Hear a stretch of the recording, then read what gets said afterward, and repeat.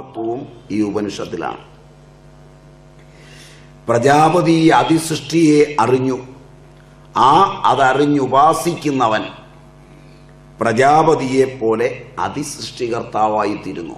ജീവിതത്തിൽ പഠിക്കേണ്ടത് ദ്രവ്യത്തിൻ്റെയും അന്നത്തിൻ്റെയും അന്നാദൻ്റെയും ചേർത്തുവെച്ചുള്ള സോമത്തിൻ്റെയും അനലൻ്റെയും സൂര്യൻ്റെയും ചേർച്ചയിൽ വരുന്ന അതിസൃഷ്ടിയെ യാതൊരുവൻ അറിയുന്നുവോ അവൻ അതിസൃഷ്ടിക്ക് നിപുണനായിത്തീരുന്നു. അതിൻ്റെ ഉപാസനാകാന്ഡം. ഉപാസനയിൽ സർവശ്രേഷ്ഠമായിട്ടുള്ളതും അതാണ്. അപ്പോൾ തത് എന്നത് ജഗത്തിൻ്റെ ബീജാവസ്ഥയിലെ അവ്യാകൃതപരവും ഇത് എന്നത് വ്യാകൃത രൂപവും ആകുന്നു. ഒന്ന് അവ്യാകൃതം, രണ്ട് വ്യാകൃതം. അതിനൊരു ഉദാഹരണവും അവർ പറയും. കത്തി ഉറയിൽ സ്ഥിതി ചെയ്യുന്നത് പോലെയും അഗ്നി വിറകിൽ സ്ഥിതി ചെയ്യുന്നത് പോലെയും ആത്മാവ് ഹൃദയാകാശത്തിൽ സ്ഥിതി ചെയ്യുന്നു, ദഹരാകാശത്തിൽ. അതും ഈ ഉപനിഷത്തിലാണ്. അത് ദേഹത്തിൽ പൊതുവായും ഹൃദയാകാശത്തിൽ വിശേഷിച്ചും സ്ഥിതി ചെയ്യുന്നു. സർവവ്യാപകമാണ്. അതുകൊണ്ടാണ് പൊതുവായി സർവവ്യാപകമായും അതിൽ ശരീരമാകെയും അതിൽ വിശേഷിച്ച് ഹൃദയത്തിലും വ്യാപിച്ചു കാണുന്നു. ഹൃദയം എന്നതിന് മനസ്സ് എന്ന് ചില ആചാര്യന്മാർ, ഹൃദയം എന്നതിന് ഹൃദയം എന്ന് ചില ആചാര്യന്മാർ, അത് സ്ഥൂല ഹൃദയമെന്ന് ചില ആചാര്യന്മാർ. ഇങ്ങനെയൊക്കെ വ്യാഖ്യാനങ്ങൾ ഒട്ടേറെ ഉണ്ട്. മനസ്സാകാം, ഹൃദയമാകാൻ രണ്ടും ശരിയാണ്. സ്വന്തം ഹൃദയം, ഹൃന്മാനസം, മന എന്ന അമരമുണ്ട്. ചെറിയ വ്യത്യാസമേ ഉള്ളൂ. വിചാര തരംഗങ്ങൾ എന്ന മനസ്സ് മസ്തിഷ്കത്തിലാണ്. അത് ലോകത്തോട് ആദ്യമായി പറഞ്ഞത് ഭേളനാണ്. ആധുനികരിനിയും പറഞ്ഞിട്ടില്ല. മനസ്സിന്റെ ഇരിപ്പിടം കൃത്യമായി തൊട്ട് കാണിച്ചിട്ടുള്ളത് ശരീരശാസ്ത്രപരമായി ഭേളനാണ്. ഭേളസംഹിതയാണ് ആധാരഗ്രന്ഥം. മസ്തുളങ്കമാണ് മനസ്സിന്റെ ഇരിപ്പിടമെന്ന് പറഞ്ഞത് ഭേളനാണ്. മസ്തുളങ്കം ബ്രെയിൻ. അപ്പം അതുകൊണ്ട് ആത്മാവിന്റെ ഇരിപ്പിടവും തൊട്ട് കാണിക്കുന്നത് ഈ ഉപനിഷത്താണ്. അതിനുള്ള ദൃഷ്ടാന്തമാണ് കത്തി ഉറയിലിരിക്കുന്നത് പോലെ അഗ്നി വിറകിൽ സ്ഥിതി ചെയ്യുന്നത് പോലെ. ആത്മാവ് പുത്രനേക്കാൾ, ധനത്തെക്കാൾ, മറ്റെന്തിനേയും കാൾ പ്രിയതരമായിട്ടുള്ളതാണ് എന്ന് പറയുന്നതും ഈ ഉപനിഷത്തിലാണ്. ആത്മാവൊഴിച്ച എല്ലാം നശ്വരമാണെന്ന് പറയുന്നതും ഈ ഉപനിഷത്താണ്. അതെല്ലാം ഈ ബ്രാഹ്മണത്തിൻ്റെയാണ്. ഈ ശരീരത്തിൽ സ്ഥിതി ചെയ്യുന്ന ആത്മാവ് മുമ്പും ബ്രഹ്മം തന്നെയായിരുന്നു. അത് തന്നെ ഞാൻ ബ്രഹ്മമാകുന്നു. അത് വീണ്ടും ഒന്നുകൂടെ പറയുകയാണ്, നേരത്തെ പറഞ്ഞത്. ഇപ്പോഴാണത് ബ്രഹ്മാസ്മി എന്ന് പറയുന്നത്. മുമ്പ് അഹമസ്മി, ഇപ്പോൾ അത് അഹം ബ്രഹ്മാസ്മി എന്നറിഞ്ഞു. അതുകൊണ്ട് അത് സർവവുമായി തീർന്നു, എല്ലാമായി തീർന്നു.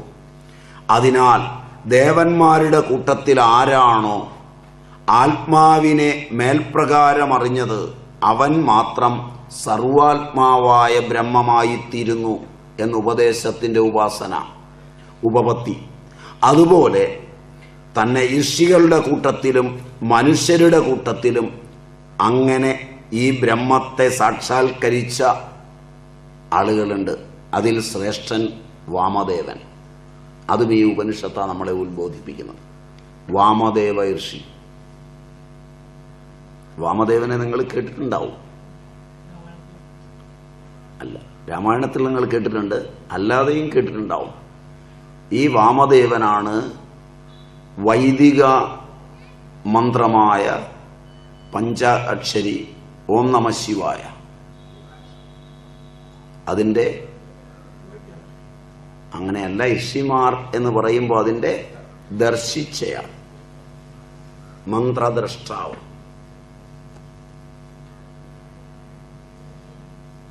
ശാന്തം പത്മാസനസ്ഥം ശശധരമകുടം പഞ്ചവക്ത്രം ത്രിനേത്രം എന്നൊക്കെ പറയുന്ന ധ്യാന ശ്ലോകത്തോടുകൂടി നമഃശിവായ മന്ത്രം, അത് ഈ വാമദേവ ഋഷിയുടേതാണ്. അദ്ദേഹത്തെയാണ് അതിന് സ്മരിക്കേണ്ടത്. അതും ഈ വാമദേവൻ തന്നെയാണ്. ഈ ബ്രഹ്മത്തെ സാക്ഷാത്കരിച്ച വാമദേവൻ എന്ന ഋഷി ഞാൻ മനുവായി, ഞാൻ സൂര്യനുമായി എന്നിങ്ങനെ സർവാത്മഭാവത്തെ പ്രാപിച്ച കഥയും ഈ ബ്രാഹ്മണത്തിലുണ്ട്.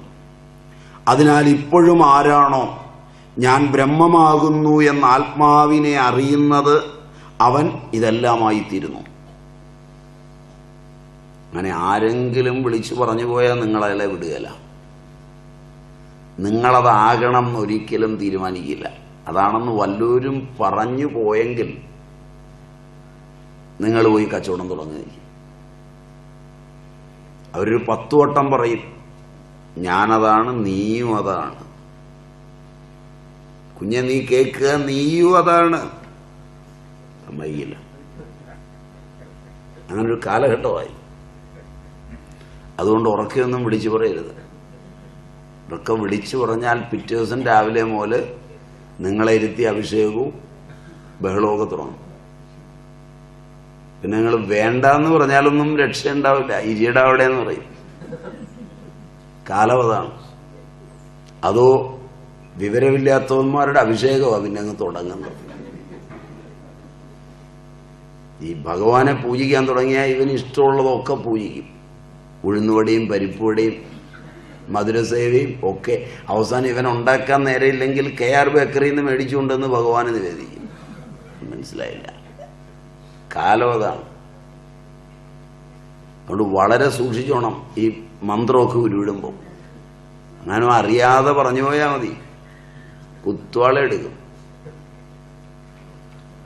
അതുകൊണ്ട് അങ്ങനെ ഒരു കാലവും കൂടിയാണ്. അതും കൂടെ ഞാൻ സൂചിപ്പിച്ചു എന്നേ ഉള്ളൂ.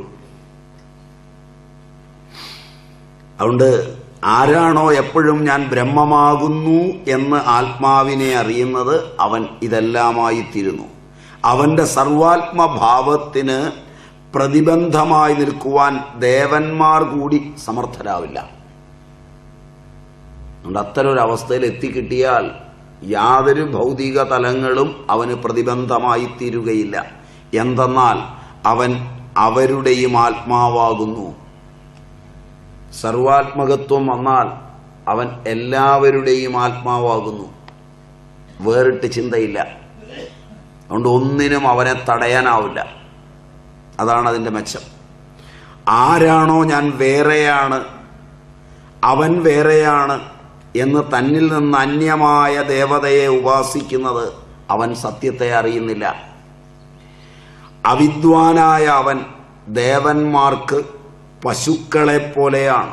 വളരെ പശുക്കൾ മനുഷ്യരെ പാലിക്കുന്നത് പോലെ അവിദ്വാനായ ഓരോ പുരുഷനും ദേവന്മാരെ പാലിക്കുന്നു. അതുകൊണ്ട് മനുഷ്യർ ആത്മതത്വത്തെ അറിയുന്നത് ദേവന്മാർക്കിഷ്ടമല്ല. വിഘ്നങ്ങൾ സദാ വരുത്തിക്കൊണ്ടിരിക്കും എന്ന് സൂചിപ്പിക്കുന്നതും ഈ ഉപനിഷത്താണ്. ഈ തലം കടന്നാൽ ഇന്ദ്രിയങ്ങൾക്കൊന്നും ചെയ്യാനാവില്ല. അതല്ലെങ്കിൽ സദാ സർവദാ അവ ശല്യം ചെയ്തുകൊണ്ടിരിക്കും. ഇനി ചാതുർവർണ്ണ്യ സങ്കല്പവും ഈ ഉപനിഷത്തിൻ്റെയാണ്. ചാതുർവർണ്ണ്യത്തെക്കുറിച്ച് ഏറ്റവും മനോഹരമായ ബ്രഹ്മാണ്ഡ സങ്കല്പത്തിലും പിണ്ടാണ്ഡ സങ്കല്പത്തിലും പറയുന്നത് ഈ ഉപനിഷത്താണ്. ഈ ഉപനിഷത്തിനെ അവലംബിച്ചാണ് ചാതുർവർണ്ണ്യം പിന്നീടുണ്ടായിട്ടുള്ളത്. ആ ചാതുർവർണ്ണ്യം ഒന്നുമല്ല നിങ്ങൾ ഇന്ന് കാണുന്നതും പുലർത്തുന്നതും. മനസ്സിലായില്ല? നിങ്ങൾ അപ്പോഴപ്പോ കാണിക്കുന്ന 1000 തെറ്റുകളുണ്ട്. അതാത് കാലങ്ങളിലെ ജനശ്രദ്ധ പിടിച്ചു പറ്റിയിട്ടുള്ള ആളുകൾ അറിവില്ലായ്മയിൽ കാണിച്ചവയുടെ ചരിത്രമാണ് ഇന്നത്തെ മനുഷ്യന്റെ സംസ്കാരത്തിൻ്റെ ചരിത്രം. അവയ്ക്കൊന്നും വൈദികിയോടോ ശ്രുതിയോടോ യാതൊരു ബന്ധവുമില്ല.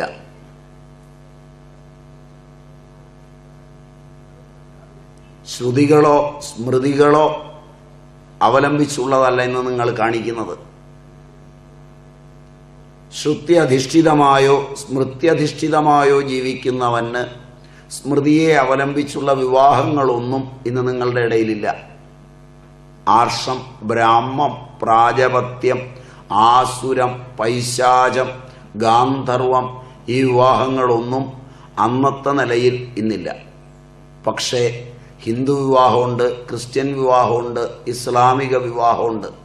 എങ്ങനെയാണ് ഇവയൊക്കെ ഹിന്ദു, ക്രിസ്ത്യൻ, ഇസ്ലാമിക വിവാഹങ്ങളാകുന്നതെന്ന് അതുകൊണ്ട് ഒന്നുകിൽ അതിൻ്റെ ഗ്രന്ഥങ്ങളെ അവലംബിച്ച് കോടതികൾ അനുമതി കൊടുക്കുകയോ ഇല്ലെങ്കിൽ എല്ലാവർക്കും ഒരേ വിവാഹ നിയമം കൊണ്ടുവരികയോ ചെയ്യേണ്ടതിന് പകരം ഏതോ തമ്മാടികൾ ഏതോ കാലങ്ങളിൽ കാണിച്ചു കൂട്ടിയതിനെ ഒരു സമുദായത്തിൻ്റെ മേൽ പഴിചാരി ഏൽപ്പിക്കുന്നു എന്നുള്ള വൈകല്യമാണ് ആധുനിക ജീവിതത്തിൻ്റെ പരക്കയുള്ള വൈകല്യം.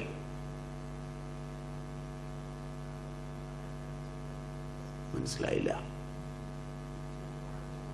എന്നാൽ ഇതൊന്ന് പരിശോധിക്കാൻ ആളുകൾ തയ്യാറാവുകയുമില്ല. നിങ്ങൾ പല വിവാഹങ്ങളും പങ്കുവഹിച്ചിട്ടുണ്ട്.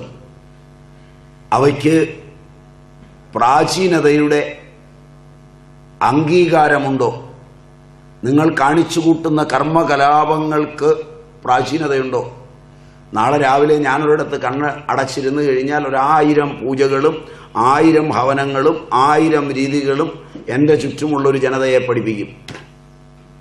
അവർ പോയി 5000 പേരെ പഠിപ്പിക്കും. മനസ്സിലായില്ല? അങ്ങനെ പഠിച്ചു വരുന്ന സാധനമൊക്കെ വൈദികമാണെന്ന് തെറ്റിദ്ധരിക്കും ജനം. ഇന്ന് നിങ്ങൾ ഹിന്ദുക്കളുടെ ഇടയിൽ കാണുന്ന ആചാരവിശേഷങ്ങളിൽ ഒട്ടുമുക്കാലിനും വൈദിക പ്രാമാണ്യമോ സ്മൃതി പ്രാമാണ്യമോ ശ്രുതി പ്രാമാണ്യമോ പ്രാചീനമായ ആചാര ഈടുവയ്പോ ഉള്ളവയല്ല.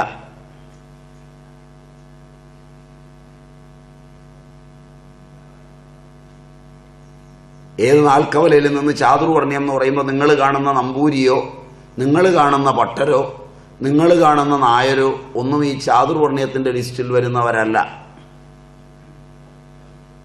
മനസ്സിലായില്ല? അതൊരു വ്യവസ്ഥാപിത രീതിയാണ്. ആ വ്യവസ്ഥാപിത രീതി ഇന്നില്ല. അത് വളരെ ഭംഗിയായി മനസ്സിലാക്കണം. ഒരല്പം പോലും ഇല്ല. അതുകൊണ്ട് ഈ പദങ്ങളൊക്കെ എടുത്ത് വിളമ്പുമ്പോൾ ആലോചിച്ചേ വിളമ്പാവും. പറഞ്ഞാൽ മനസ്സിലായോ എന്നറിയില്ല. ചാതുർവർണ്ണ്യ സങ്കല്പം വരുന്നത് ബൃഹദാരണ്യകത്തിലാണ്.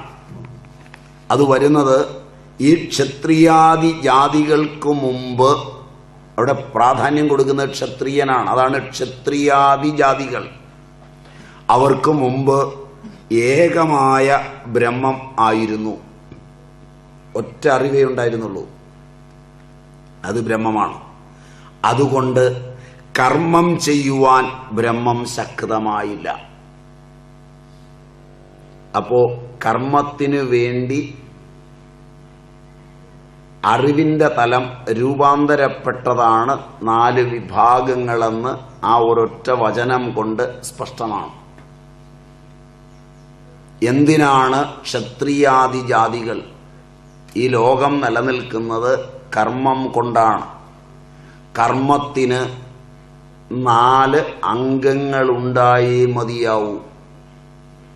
അതിൽ 4-ൽ 1 കർമ്മത്തിലുള്ളതല്ല. അതാണ് ആദ്യത്തത്, ബ്രഹ്മം. മനസ്സിലായില്ല? ബ്രഹ്മം ഉള്ളതാണ്, ഉണ്ടായതല്ല.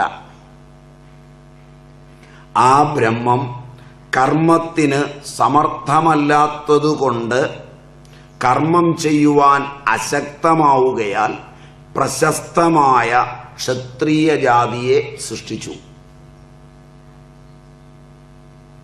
അപ്പോൾ ഒന്നാമത്തത് ബ്രഹ്മം. അതിൽ നിന്ന് സൃഷ്ടിക്കപ്പെട്ട രണ്ടാമത്തത് ക്ഷത്രിയൻ. അങ്ങനെ തന്നെ മനസ്സിലാക്കിക്കോണം, വേറെ വഴിയൊന്നുമില്ല. ബ്രഹ്മം എന്നത് എല്ലാം കൂടെ ചേർന്ന് കിടക്കുന്നത്, ഏകമായത്, അദ്വയമായത്. ആ ബ്രഹ്മം വിശേഷേണ ഭവിക്കണം, വ്യാകൃതമാകണം. അതിന് ക്ഷത്രിയ ജാതിയെ സൃഷ്ടിച്ചു. അതുകൊണ്ട് ഇന്ദ്രൻ, വരുണൻ, സോമൻ, രുദ്രൻ, പർജന്യൻ, യമൻ, മൃത്യു, ഈശാനൻ എന്നിവരാണ് ക്ഷത്രിയ ജാതിയെന്ന് പ്രസിദ്ധരായവർ. ഇതാണ് സമഷ്ടിയിലെ ക്ഷത്രിയൻ.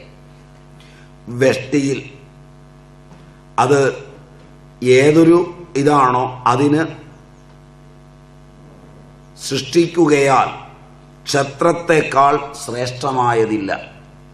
തസ്മാത് ക്ഷത്രാത് പരം നാസ്തി. ഞാൻ അതിന് മാത്രം ഇത്രയും പരിപാടിയിൽ ഞാൻ പരമാവധി ശ്രുതിയുടെ വചനം മാറ്റി വെച്ചുകൊണ്ട്, കാരണം ഓരോന്ന് എടുത്ത് അന്വയിച്ച് അർത്ഥം പറഞ്ഞ് വ്യാഖ്യാനിച്ച് നിങ്ങളെ പഠിപ്പിക്കാൻ നേരമില്ലാത്തതുകൊണ്ട് മലയാളം മാത്രം പറഞ്ഞാ പോകുന്നത്. നിങ്ങളവിടെ ചെന്ന് ബൃഹദാരണ്യകം എടുത്ത് നോക്കിക്കോണം. തസ്മാത് ക്ഷത്രാത് പരം നാസ്തി. ക്ഷത്രിയന് മുകളിൽ ആരുമില്ല. ഈ വർണ്ണവ്യവസ്ഥയുടെ മുകളിൽ നിൽക്കുന്നത് ക്ഷത്രിയനാണ്. അവനാണിതിനെ നയിക്കുന്നത്. അതുകൊണ്ടാണ് രാജസൂയത്തില് ക്ഷത്രിയന്റെ പാദാന്തികത്തിലിരുന്നു വേണം ബ്രാഹ്മണൻ ക്ഷത്രിയനെ ഉപാസിക്കാൻ.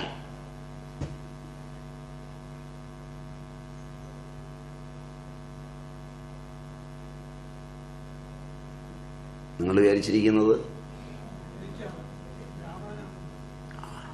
ബൃഹദാരണ്യകം ഇങ്ങനെയാ പറയുന്നത്. അപ്പം നിങ്ങൾ കാണുന്ന ബ്രാഹ്മണനും നിങ്ങൾ കാണുന്ന ക്ഷത്രിയനും അല്ലെന്ന് ബോധ്യായില്ലേ?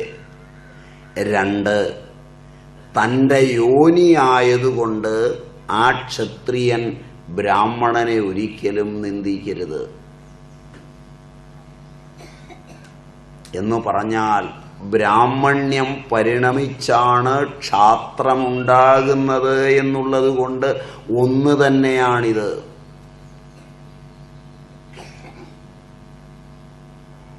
ബ്രഹ്മചാരിയായി വിദ്യ പഠിച്ച് കഴിഞ്ഞാണ് ഗൃഹസ്ഥനായി വരുന്നത്.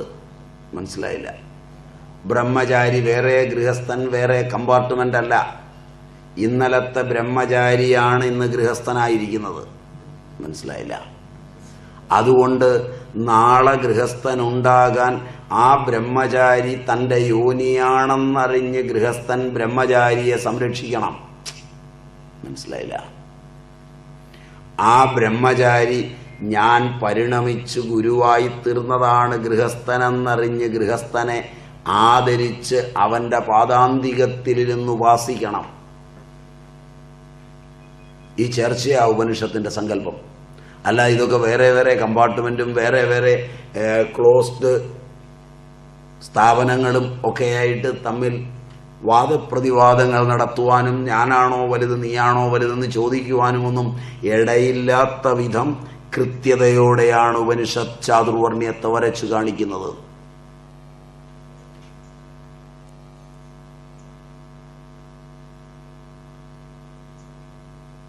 ഇതൊക്കെ ആർക്കെങ്കിലും താല്പര്യം വരുമ്പോൾ ഏതെങ്കിലും കാര്യത്തിന് വേണ്ടി അവന്റെ പ്രതിഭയിൽ ഇത് വായിക്കാതെ വ്യാഖ്യാനിക്കുമ്പോൾ, മനസ്സിലായില്ല,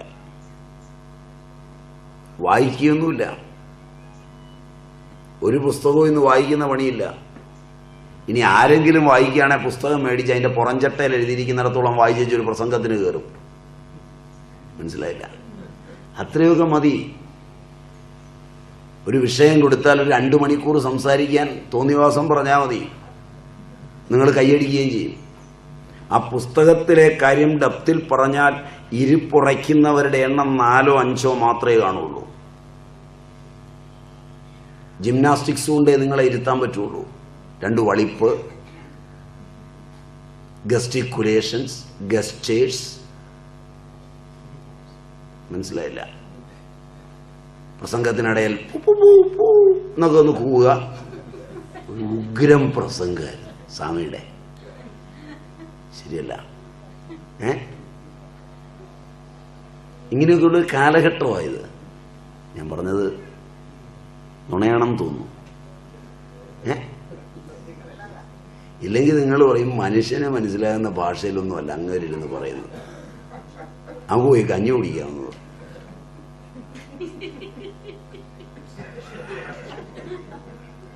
അല്ല, ഞാൻ പൊതുവെ കേൾക്കാറുള്ളതാ, അതുകൊണ്ട് പറഞ്ഞ. ഉപനിഷത്ത് കേൾക്കാൻ വന്നിട്ട് ഉപനിഷത്ത് അല്ലാത്തതൊക്കെ ഉപനിഷത്തിലുണ്ടെന്ന് പറഞ്ഞ് പറയണം. അപ്പൊ നിങ്ങൾ ഇവിടെ ഇരിക്കും.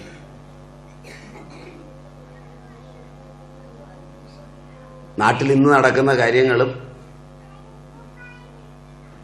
കൊള്ളിക്കരുതാഴികയും ഒക്കെ പിന്നെ അല്പം സ്റ്റണ്ടും സെക്സും ഒക്കെ പറഞ്ഞ് അവസാനം ഇതൊക്കെയാണ് ഉപനിഷത്തെന്ന് വിചാരിച്ച് നിങ്ങളങ്ങ് പോകും. ഗംഭീരമാണ് ഒരു ഉപനിഷത്ത്. ഇത് സാധനം അതല്ല. ഇത് വളരെ അടുക്കോടെയാണ് പറയുന്നത്. ബ്രഹ്മം വിശേഷേണ ഭവിച്ചില്ല. സമഷ്ടിയിൽ ബ്രഹ്മം, വെഷ്ടിയിൽ ബ്രാഹ്മണൻ.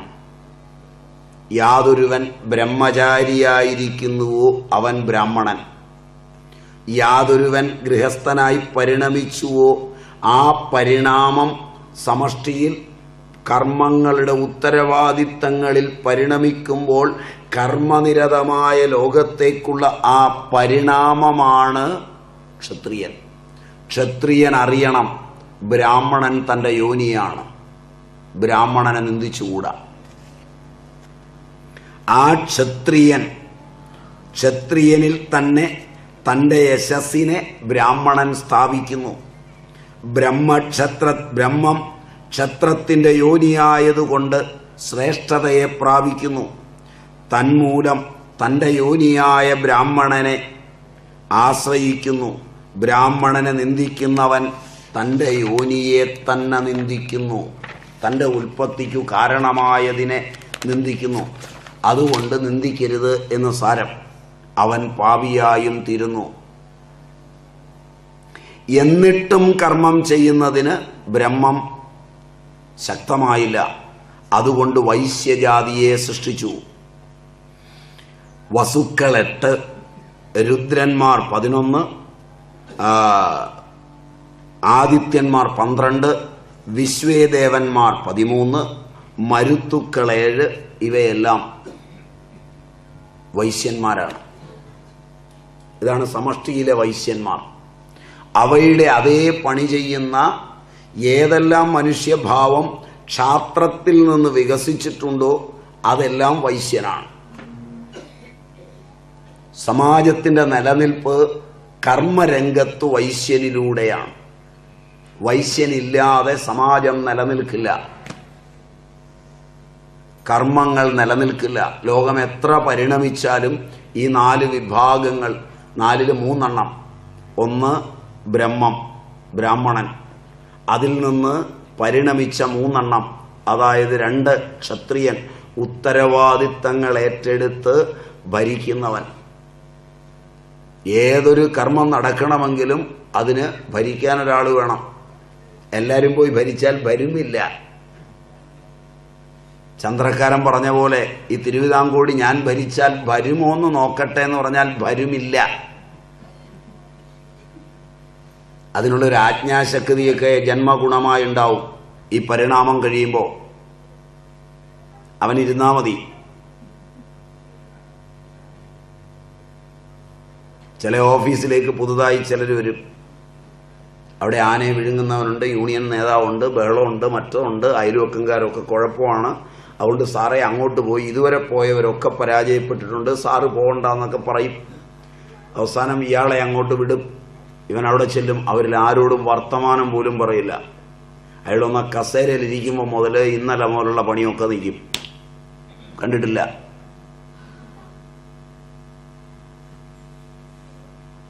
അവനിൽ ആ ക്ഷാത്ര ബലമുണ്ട്. അവൻ നോക്കുകയുള്ളൂ. വിളിക്കേണ്ടവരെ മാത്രമേ വിളിക്കുള്ളൂ. സ്തുതിപാഠകനെ ഒന്നും വിളിക്കില്ല. എന്നെ വിളിക്കും, പഴയ സാറ് പറഞ്ഞു കൊടുത്തിട്ടുണ്ടെന്നൊക്കെ വിചാരിച്ച് ഓരോരുത്തരും ഇരിക്കും. ഏത് മേശയെന്ന് വിളിക്കേണ്ടവനെ വിളിക്കുവോ അവനെ വിളിക്കും. ഇന്നതെന്തായി എന്ന് ചോദിക്കും. സാറിന്റെ താമസം അതൊക്കെ വരെ നോക്കിയോളും. അതൊക്കെ വരെ നോക്കിയോളും. മുറ പോലെ നടന്നോളും. നീ നിന്റെ കാര്യങ്ങൾ നോക്കിയോളുക. ബസ്. കണ്ടിട്ടില്ല? അവിടെ കൊണ്ടൊരു വൈശ്യനെ വെച്ചാൽ അവൻ കൊടുക്കവാങ്ങലിന്റെ കച്ചവടം അതിനകത്ത് നടത്തും. ആ സ്ഥാപനം പൊളിയും. മനസ്സിലായില്ല? അവൻ അറിയുന്ന പണിയതാ. അവൻ ആ ഓഫീസിൽ മോളിൽ ഇരുന്നുകൊണ്ട് 4 പേരെ പിടിച്ച് ചിട്ടിക്ക് ചേർക്കും. 5 പേരോട് പിരിവ് നടത്തും. ആ സ്ഥാപനം പൊളിയും. 1000കണക്കിന് ആളുകളുടെ ജന്മം പോവും. മനസ്സിലായില്ല? അതുകൊണ്ട് ഓരോരുത്തരും പറഞ്ഞിട്ടുണ്ട്, അവനെ ഇരുത്തണം. അത് ലോകത്തെന്നും വ്യവസ്ഥാപിതമായ രീതിയാണ്.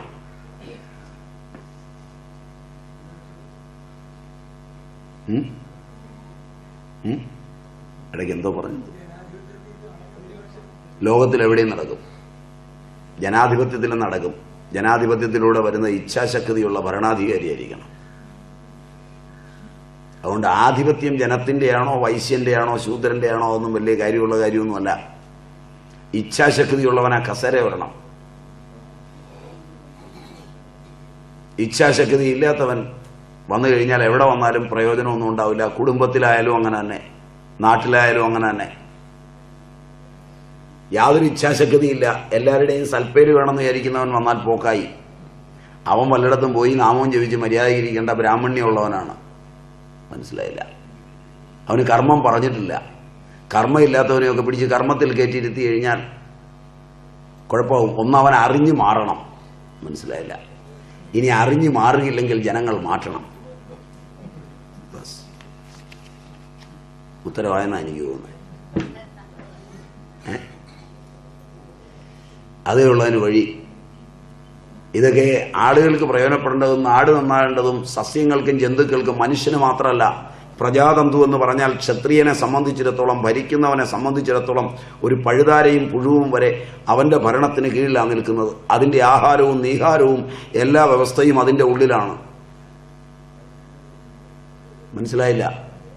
ഒരു ഭരണാധികാരി ഇരിക്കുമ്പോൾ 100 ഏക്കറുള്ള ഒരു വയല് വെള്ളത്തോടുകൂടി കിടക്കുമ്പോൾ അതിനകത്ത് ഞണ്ടും തവളയും മീനും എല്ലാം കളിച്ച് രമിച്ച് അവരുടെ കുടുംബവും പോറ്റി അവയെല്ലാം ജീവിക്കുമ്പോൾ ആ ഭരണാധികാരി യാതൊരു ഉടുപ്പുമില്ലാതെ അവന്റെ കീഴിലുള്ള ഒരു ഉദ്യോഗസ്ഥൻ അനുമതി കൊടുത്ത് അതിലേക്ക് 4 വശത്തൂടെയും ആദ്യം മണ്ണിട്ട് ആ മണ്ണ് 4 വശത്തുനിന്നും കൂട്ടിക്കൂട്ടി വരുമ്പോൾ അതിനകത്തുള്ള ജീവജാലങ്ങൾക്ക് ഇറങ്ങിപ്പോകുന്നതിനൊരു ചാല് പോലും കീറാതെ അത് മൂടിക്കഴിയുമ്പോഴേക്ക് എത്ര ആയിരങ്ങളുടെ പ്രാണൻ അവിടെ മുട്ടുന്നുവോ അതേ പ്രാണനാണ് ഈ ഭരണാധികാരിയുടെയും അതേ പ്രാണനാണ് ഈ ജീവികളുടെയും എന്നുള്ളത് കൊണ്ട് മൂടിയവനും മൂടിപ്പിക്കുന്നവനും മൂടുന്നതിന് കൂട്ടുനിന്നവനും മൂടിയവനും സന്തതി പരമ്പരകൾ പ്രാണൻ കിട്ടാതെ നാളെ വലിച്ചേ ചാകൂ.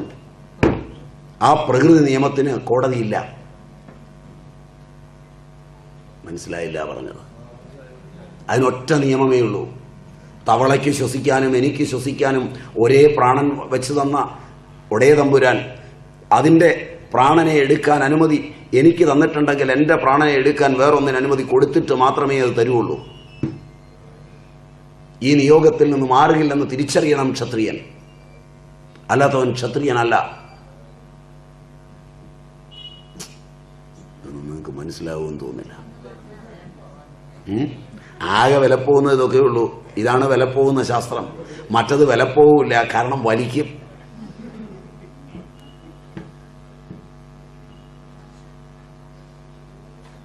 വലിക്കുമ്പോൾ മറ്റുള്ളവൻ അറിയില്ല ഇവൻ വലിക്കുന്നത് ഇതുകൊണ്ടാണെന്ന്. അതുകൊണ്ട് അവനും ഈ പണി കാണിക്കും. മനസ്സിലായില്ല?